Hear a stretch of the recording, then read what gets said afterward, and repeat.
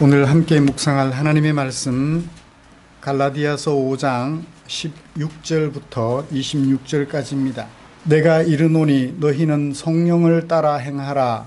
그리하면 육체의 욕심을 이루지 아니하리라. 지난주에 우리는 우리가 얻은 자유에 대한 정의를 내려보았습니다. 예수님 때문에 자유를 얻었는데 그 자유는 아무 것이나 해도 되는 그런 자유가 아니라 더 이상 율법의 정죄를 받지 않는 그런 자유였습니다. 더 이상 율법이 우리를 정죄하지 못하는 것, 곧 율법의 정죄로부터 자유였죠. 이것은 다시 빼앗기지 않을 영원한 것입니다. 그리고 그 자유를 어떻게 활용할 것인지도 살펴보았습니다.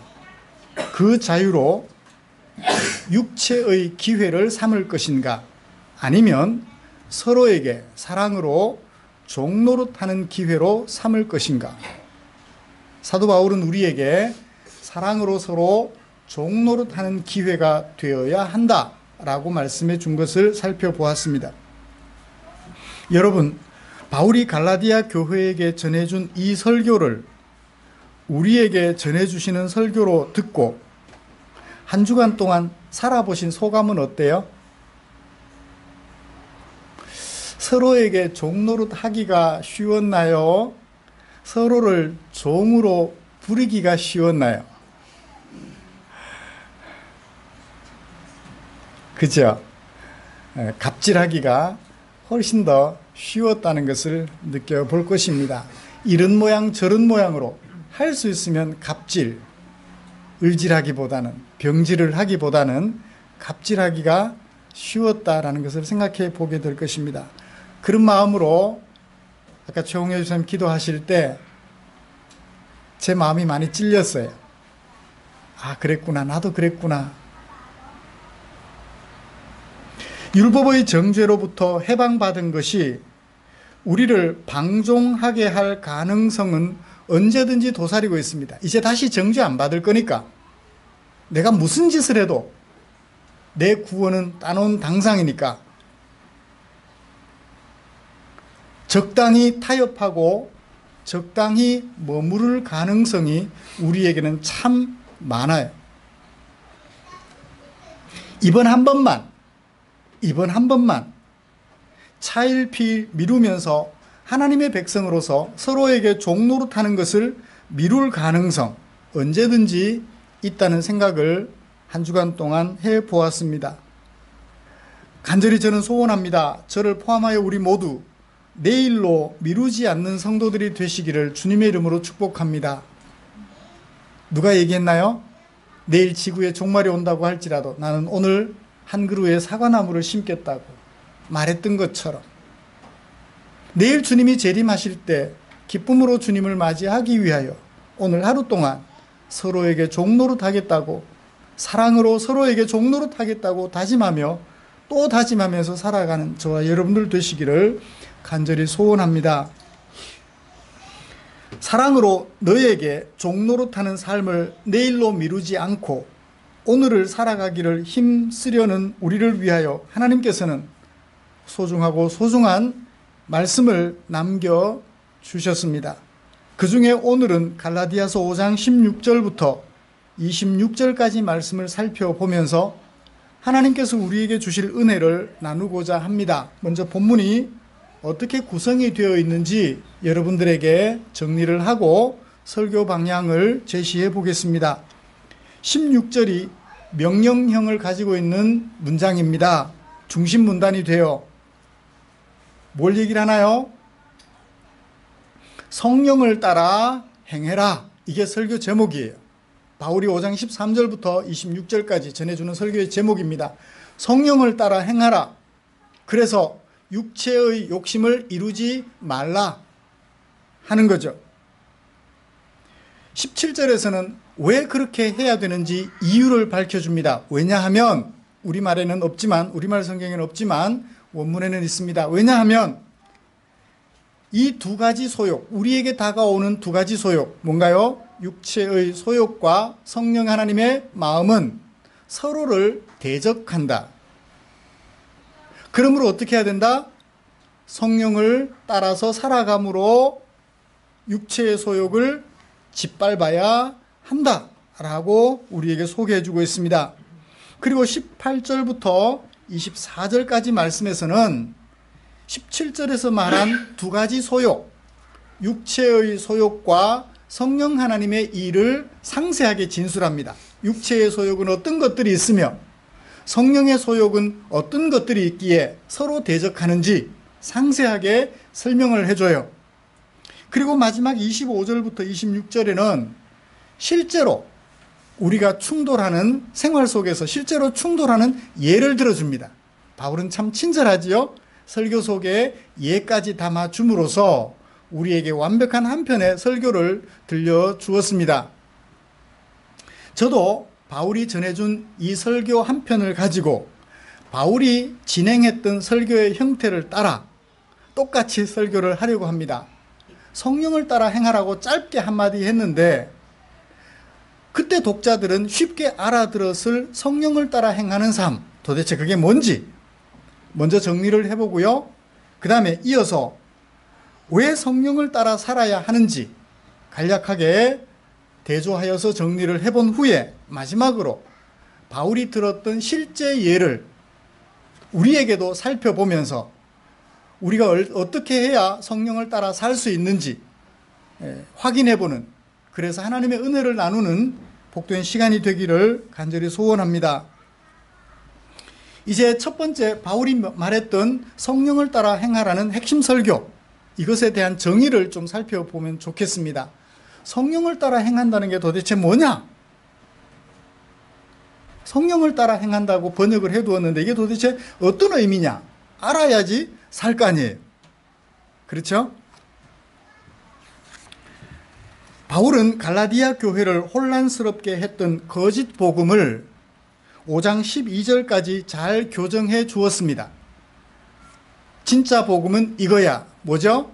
하나님의 은혜, 주님의 은혜로 말미암아 율법의 정죄로부터 해방되었다라는 거예요.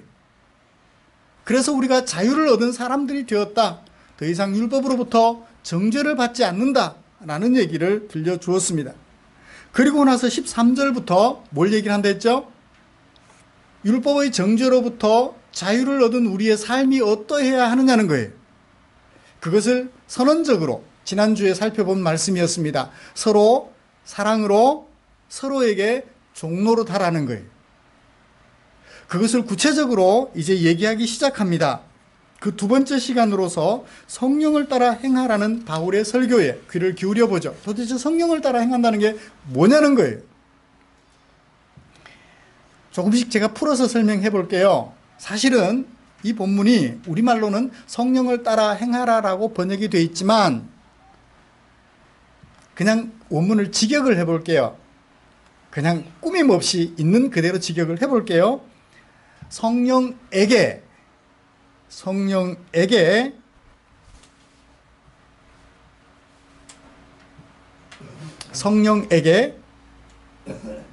걸어가라. 성령에게 걸어가라. 푸뉴마티라고 성령이라고 번역된 성령을 따라라고 했는데 역격이에요. 직접 목적이 아니고 간접 목적격이에요. 누구누구에게, 성령에게 행하라, 걸어가라. 우리말로는 성령을 따라 행하라고 번역을 했고요. 영어 성경 어떤 것을 보면 성령으로 말미암아 걸어가라. 여러분, 우리가 한국에서 미국 가려면 뭘 타야 돼요? 비행기를 타야 돼요. By the airplane. 비행기로 가라. 그 얘기예요. 그러니까 성령 하나님으로 말미암아 우리가 하나님께로 나아가려면 비행기를 타고 가는 것이 아니라 성령 하나님을 타고 가는 거예요. 성령 하나님께 내 몸을 온전히 의탁하는 거죠. 영어 성경은 그렇게 번역을 해두었어요. 직역을 해서 조금 더 의미를 풀어보죠. 성령에게 걸어가라. 우리는 사실 누구에게로 걸어가고 싶어요? 이 걷다는 표현은 은유적 표현입니다. 말로는 보행이에요. 걸어가는 거예요. 그런데 이 걸어간다라는 표현이 은유적인 의미를 가지면 어떤 의미가 되나요? 은유적으로 사용되면 생활한다는 얘기예요. 아빠로서 인생을 걸어간다 그러면 아빠로서 살아간다라는 얘기죠. 은행 직원으로서 걸어간다. 걸어온 걸음. 은행 직원으로서 걸어온 걸음 그러면 은행 직원으로서 살아온 생활을 얘기를 해요. 걸음이라는 말이 은유적으로 사용되면 생활을 의미합니다. 그러니까 성령 하나님에게 걸어가라. 성령 하나님에게 살아가라 라는 얘기예요. 가까이. 자, 성령 하나님에게 걸어가는, 성령 하나님 근처로 걸어가는 그것은 어떤 것일까요? 이게 이제 반대로 한번 얘기를 해보죠. 사실은 우리는 누구에게로 걸어가고 싶어요? 어린 아이들은 누구에게로 걸어가고 싶어요? 아빠에게로, 엄마에게로 걸어가고 싶어요. 엄마에게 걸어가고 싶대. 아빠보다는 엄마가 더 친근한가 봅니다. 그죠? 엄마에게로. 왜요? 엄마의 품은 편안하고 행복해요. 그리고 그 엄마는 우리에게 죽음을 가져다 주지 않을 것 같아요. 그 엄마에게만 가면 생명이 있을 것 같아요.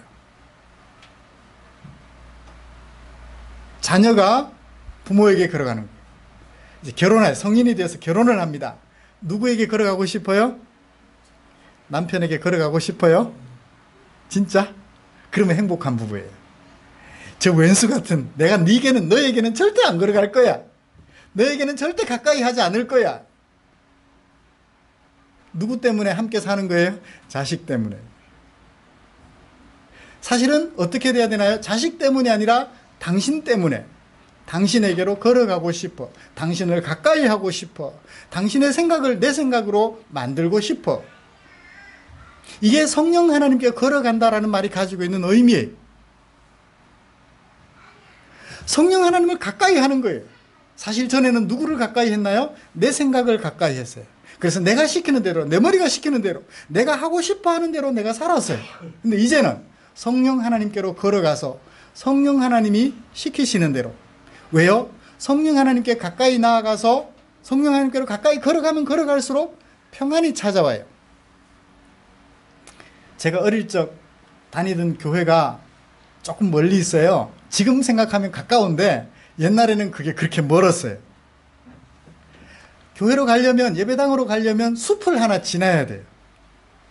성탄절 연습할 때 밤에 움직여야 되잖아요. 요즘은 가로등이 있지만 옛날에 가로등이 어디 있어요? 달밤이면 달이라도 있는데 칠흑 같은 금음날 밤쯤 되면 어두워요. 무서워요. 걸어가면 내 발자국 소리가 뒤에 누가 따라오는 것처럼 들리죠? 시골에서 살아보지 않은 사람은 잘 모를 거예요. 그래서 집에서 딱 출발하면 집에서 나서는 순간부터 예배당까지 뛰어야 돼요. 그리고 예배당에서 마을을 거쳐서 숲을 지나서 집으로 오는데 마을을 걸어올 동안에는 천천히 걸어요. 근데 이제 숲이 다가오면 뛸 준비를 해요. 그리고 집에까지 뛰어요. 집에 오면 뭐가 있으니까? 평안이 있으니까. 두려움이 사라지니까. 성령 하나님께로 걸어간다라는 얘기는 그런 의미예요. 성령 하나님께로 나아가면 평안이 있을 것 같아서. 성령 하나님께 나아가면 생명이 있을 것 같아서. 그 성령 하나님께로 날마다 가까이 다가가서 그 성령 하나님이 가르쳐 주시는 대로 살아간다, 생활한다. 그런 의미를 담고 있는 표현이 뭐라고요? 성령을 따라 행한다라고 하는 거예요. 왜 그렇게 살아야 될까요? 25절을 잠깐 좀 보죠. 25절에서 성령으로 행하라라는 얘기가 한 번 더 나오는데요. 그 앞에 이런 얘기가 있습니다. 우리가 성령으로 살면 우리는 성령으로 행해야 한다. 성령으로 사는 것은 뭐고 성령으로 행한다는 건 뭘까요? 자, 우리의 출발이 어디였으니까? 성령이었으니까. 우리가 예수를 믿게 된 것은 누구 때문? 성령 하나님 때문이에요. 우리를 끝까지 하나님의 백성으로 보증해 주시는 분은 누구? 성령 하나님. 하나님께서 아들을 보내시고 그 아들을 우리가 구주로 영접할 수 있도록 아들의 영을 하나님이 보내주셨다. 하나님이 보내주신 것 두 가지. 아들을 보내시고 성령 하나님을 보내주셨다고 말씀하셨어요. 성령 하나님을 보내주신 이유는 우리로 하여금 예수님을 구주로 영접할 수 있게 해주셨고, 그리고 영원토록 우리가 하나님의 백성 되었다는 것을 보증해 주시기 위하여 성령 하나님을 보내주셨다는 말씀을 이미 갈라디아서 통해서 나눈 적이 있습니다. 그래요. 성령으로 출발했다면 계속해서 성령으로 살아가야 한다는 거죠. 집에서 출발했으니까 어디로 돌아가요? 집으로 돌아가요. 아침에 집에서 나갔으니까 저녁이면 집으로 돌아가는 것처럼, 세상에서 생활했지만 저녁이면 집으로 돌아가는 것처럼 우리가 성령 하나님으로 말미암아 새로운 생명을 시작했으니 날마다 성령 안에서 성령께서 이끄시는 대로 살아야 한다라는 의미를 가진 표현이 성령을 따라 행한다라는 것임을 알 수가 있겠습니다. 여러분, 사실 우리가 누구를 따라 살기 쉽나요? 이 세상에서? 돈 버는 방법 가르쳐 주신 분, 재테크하는 법, 책을 하나 누가 집필하면 그 사람 책을 10독, 100독을 해요. 그 사람의 노예가 됩니다. 그 사람이 하라는 대로 해요. 돈의 노예가 된 사람들은 그 사람의 노예가 되어서 살아가기를 힘씁니다. 우리는요, 그 사람에게 노예가 되지 않습니다.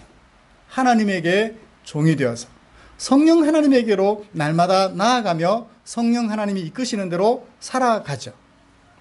왜 그러면 성령을 따라 행해야 될까요? 이제 이건 넘어가기 전에 우리 자신에게 한번 정리를 해보십시다. 여러분들은 이 세상을 따라 살고 싶은가요? 성령 하나님을 따라 살고 싶은가요? 사람들이 쉽게 얘기해요. 성령을 따라 살고 싶다고. 그런데 구체적으로 설명해주고 난 뒤에 그래도 성령 하나님을 따라 살고 싶으세요? 라고 얘기를 하면 주저해요. 이제 살펴보죠. 자, 성령 하나님을 따라 살아간다는 것이 어떤 것인지 대조되는 상세한 진술을 통하여서 살펴보도록 하겠습니다. 이 세상에는 두 가지 삶의 방식이 있어요.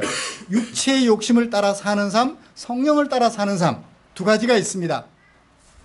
볼까요? 17절. 육체의 소욕은 어떤 특징을 가지고 있나요? 성령을 거슬러요. 대신에 성령 하나님은요, 육체를 거슬러요. 이 두 가지가 조화를 이루면 좋겠는데 대조를 이루어요. 그래서 우리는 양강간에 하나를 선택해야만 되는 것입니다.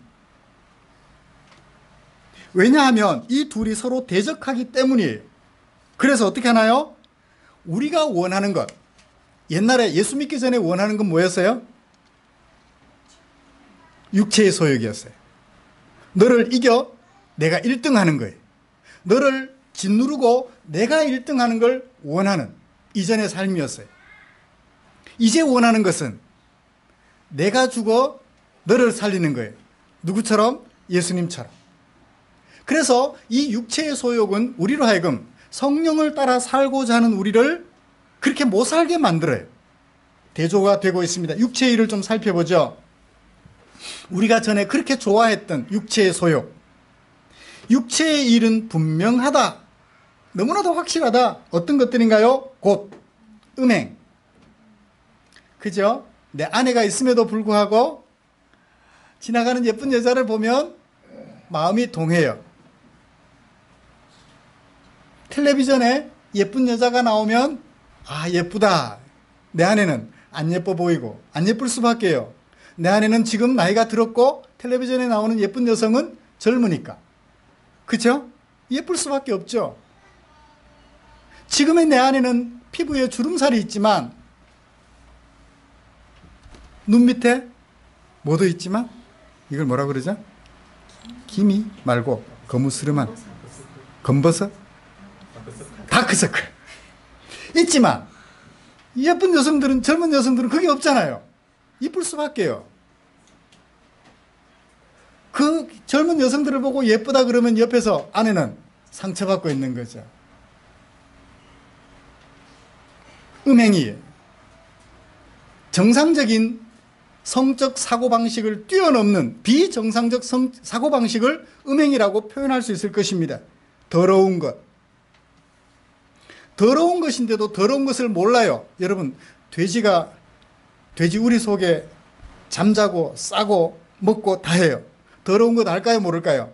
몰라요. 그러니까 거기 있죠. 호색, 뭐 비슷한 얘기일 것입니다. 우상숭배, 주술, 점치고 타로 점을 보고요. 원수를 맺어요. 돈 때문에, 자리 때문에 어제의 친구가 오늘의 원수 되는 것을 주저없이 선택합니다. 분쟁하기를 좋아합니다. 내가 하면, 네가 하면 불륜이 되고 내가 하면 사랑이 되는 등 분쟁하기를 좋아합니다. 시기를 잘해요. 잘하는 사람 보면 탐이 나고 어떻게 해서든 그를 따라잡으려고 애를 써요. 분을 내요. 조그마한 일이 있어도 성질을 냅니다. 당을 지어요. 내 편, 네 편을 만들어요. 그래서 내 편의 힘을 빌어 내가 한 자리 해먹으려고 합니다. 분열하기를 좋아합니다. 그렇게 당 짓다가 여차하면 발로 차버려요. 내 마음에 안 드니까. 이단과 투기는 부동산 투기를 말하지 않습니다. 시기할 투자에 버릴 기자, 시기하여 내던져 버리는 것, 투기하는 거예요. 술 취합니다. 고민과 걱정거리를 잊어버리려고 술을 의지해요. 깨면 여전히 그 문제는 그 자리에 그대로 있습니다. 방탕하기 시작합니다. 되는 대로 살아가요. 이런 것들만 있나요? 21절 하반절. 또 그와 같은 것들 가득하다는 거예요. 바울이 다 쓸 수 없어서 안 썼을 뿐 육체의 소욕은 많고도 많다는 것입니다. 그것과 반대로 성령 하나님의 열매는 어떤 것일까요? 사랑, 희락, 화평, 오래 참음, 자비, 양선, 충성, 온유와 절제. 이것을 가리켜 뭐라고 그래요? 열매라고 그래요. 여러분, 열매라는 말은 어떤 뜻을 가지고 있나요? 어떤 결과를 말해요. 어떤 동기가 생활을 만들어내고 그 생활이 빚어놓은 결과를 열매라고 합니다. 성령 하나님의 동기는 뭘까요? 13절에서 나왔습니다. 사랑이에요. 사랑으로. 이 사랑은 모든 일들의 동기예요. 하나님의 백성들의 마음속에 찾아오는 기본적인 동기예요. 이 사랑이 없이 하는 모든 선한 행위는 선한 행위일지는 모르지만 하나님의 뜻에 합당한 행위는 아니에요. 그러므로 열매가 비슷하다 하여 그 열매가 하나님 보시기에 아름다운 열매라고 할 수 없다는 거예요. 사실 예수 안 믿는 사람들을 보십시오. 예수 믿는 사람들보다 더 탁월하게 사는 사람들, 사투리 좀 쓸까요? 천지 빽깔이에요. 정말 많아요. 예수 안 믿는 사람들 중에 예수 믿는 사람들보다 더 착하게 사는 사람들은 훨씬 많습니다. 오히려 예수 믿는다는 사람들이 예수 믿는 그것 때문에 천국 가는 것 내가 따라온 당상이라는 생각에 되는 대로 살아요. 내가 무슨 잘못을 해도 천국 가는데 지장 없으니까. 날마다 회개할 필요도 없대요. 구원파가 그러거든요.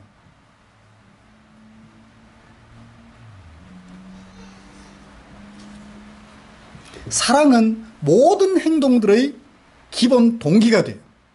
예수님이 우리를 위하여 자신의 생명을 바쳐주셨습니다. 무엇 때문에요? 우리를 향한 사랑 때문이었어요.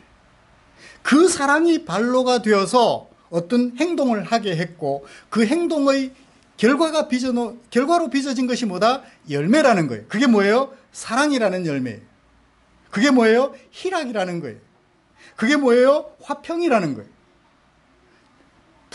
분쟁, 마음에 안 들면 차버렸는데 이제는 마음에 안 들어도 찰 수가 없어요.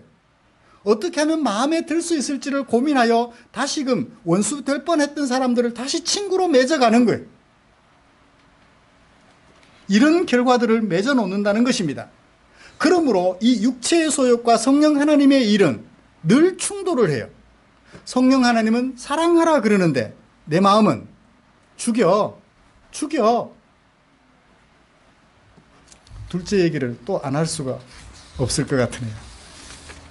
뭐 둘째 얘기가 아니더라도 이미 우리 사회 속에서 있었던 일이죠.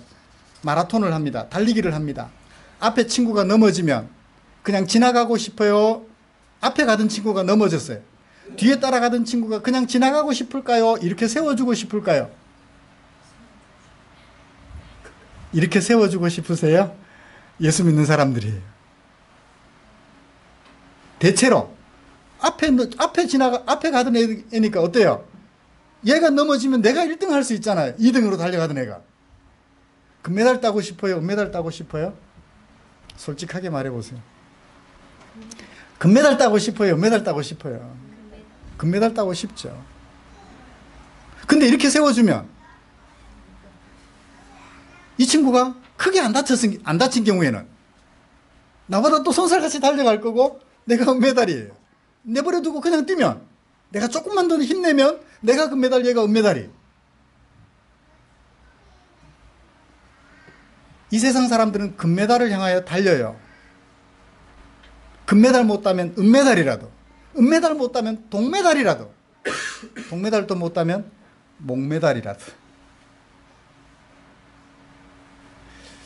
쪼크라서, 아주 쓸모없는 쪼크라서 웃지도 않으시네. 그래요.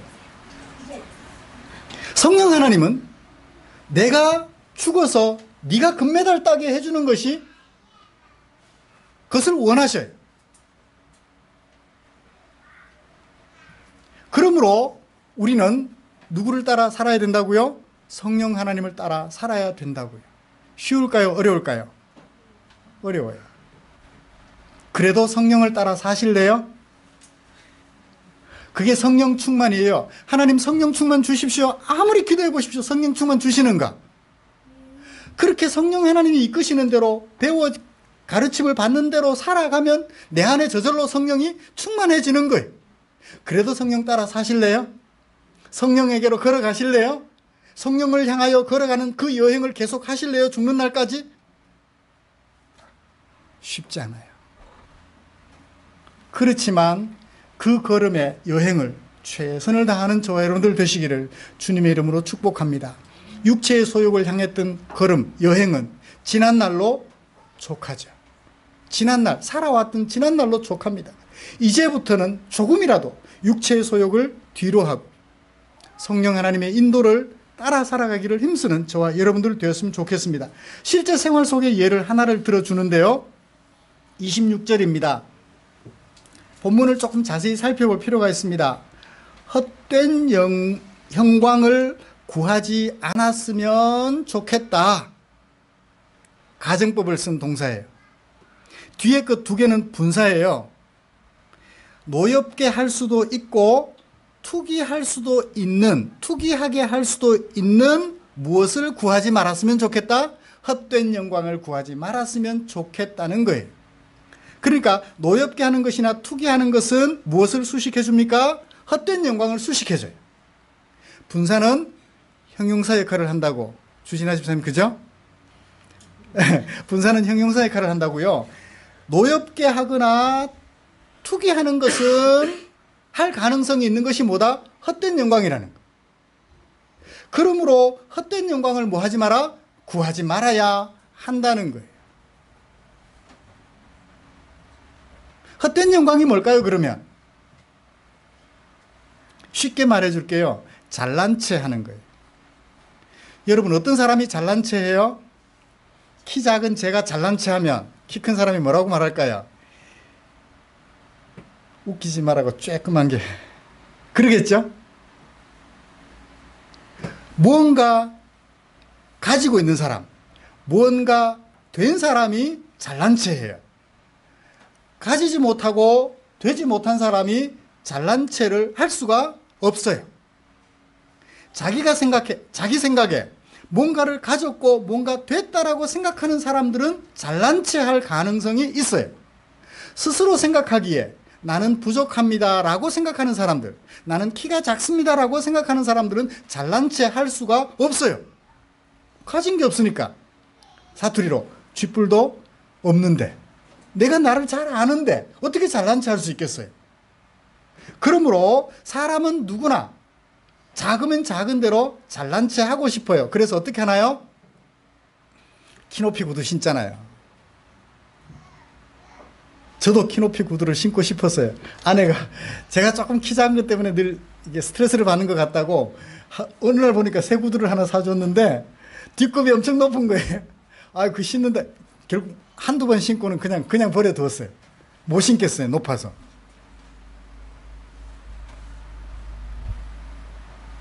좀 잘난 체 해보려니까 콧대가 좀 낮아요. 어떻게 해요? 여기다가 뭘 넣어요. 높여요. 그러고 보니까 여기 코가 동그스름 해야 되는데 어때요? 콧구멍이 이렇게 빼쪽해요. 이렇게. 아, 이상하더라고요. 텔레비전에 나오는데 보니까. 그렇잖아요. 콧구멍이 이렇게 좀 동그스름 해야 보기가 이쁘잖아요. 보통 사람들의 경우에. 빼쪽하니까 아주 이상해요. 잘난 체 해보려고. 그래요. 우리 사람들은 너나 할 것 없이 잘난 체 해보려고 키높이 구두도 신어보고 얼굴에 칼도 여러 번 대보고요. 아니, 보톡스도 여러 번 맞아보고요. 주름도 펴보는 수술도 해보고요. 그렇지만 지나가는 세월 앞에 아무리 붙잡고 싶어도 붙잡을 수 없는 것이 잘난 체 하는 거예요. 잘난 체 해봤자 죽음 앞에 이르렀을 때는 아무것도 없는 것을, 초라한 모습밖에 남겨주지 못하는 것을. 그러므로 우리에게 바울은 말합니다. 실제 생활 속에서 제발 헛된 영광 구하지 마라. 잘난 체 할 거리 찾지 말라는 거예요. 내가 네보다 공부 잘하니까, 내가 네보다 머리 좀 좋으니까, 내가 너보다 키가 좀 크니까, 내가 너보다 좀 잘생겼으니까 그거 찾지 말라는 거예요. 내가 너보다 좀 잘 사니까 그거 찾지 말라는 거예요. 어떻게 해요? 있는 형편 그 자리에서 누구를 따라? 성령 하나님께로 가까이 다가가서 어떻게 해서든 너를 살리기 위하여 내가 죽기를 각오하고 살아가는 그 일에 최선을 다했으면 좋겠다. 그게 쉬우면 얼마나 좋겠습니까? 이 두 가지 길에서 이것을 버리고 이것을 선택하기 어렵기 때문에 바울은 어떻게 명령을 했어요? 성령을 따라 행하라고 권면하고 또 권면했던 것입니다. 말씀을 마치겠습니다. 사랑하는 성도 여러분, 성령을 따라 사는 삶이 쉽지 않습니다. 예수 믿고 그냥 천당 가는 것은 쉬운 것 같아요. 근데 예수 믿고 성령을 따라 살아가는 것은 너무 어렵고 어렵습니다. 그러나 그 어려운 삶, 그 어려운 여행을 오늘도 하겠다고 나선 분들이 이 자리에 앉아 계시는 우리 성도님들인 줄 믿습니다. 그 어려운 여행을 성질 같아서는 당장 내던져버리고 내 마음대로 살고 싶은데 그걸 또 죽이고 또 죽이며 성령 하나님이 이끄시는 대로 한 걸음 한 걸음 내디디고 뒤로 반복 후퇴했다가 다시 2보 전진했다가 때로 또 후퇴했다가 또 전진하면서 앞으로 성령 하나님께로 가까이 걸어가는 저와 여러분들 되시기를 주님의 이름으로 축복합니다. 기도하겠습니다. 하나님 아버지, 고맙습니다. 우리를 향한 당신의 사랑이 커서 그렇게 살아가 보고 싶습니다. 하나님이 거하시는 그 집이 너무 좋아서, 그 집에는 생명이 있을 것 같아서 성령 하나님께로 걸어가는 생활 또 도전해 봅니다. 아버지 하나님, 우리의 이 결심, 순간 내 마음속에서 끓어오르는 분노 때문에 잊어버리지 말게 하시고 끝까지, 내 호흡이 끝나는 그날까지, 내 심장이 멎는 그날까지 이 여행을 계속해 갈 수 있도록 주님 도와주시옵소서. 힘들고 어렵겠지만 우리 성도님들, 그리고 저 이 길을 선택하겠다고 다짐 또 다짐했습니다. 하나님 아버지, 이 다짐 흔들리지 않도록 우리를 붙들어 주시옵소서. 우리를 사랑해 주신 주께 감사드리며 예수님의 이름으로 기도드리옵나이다. 아멘.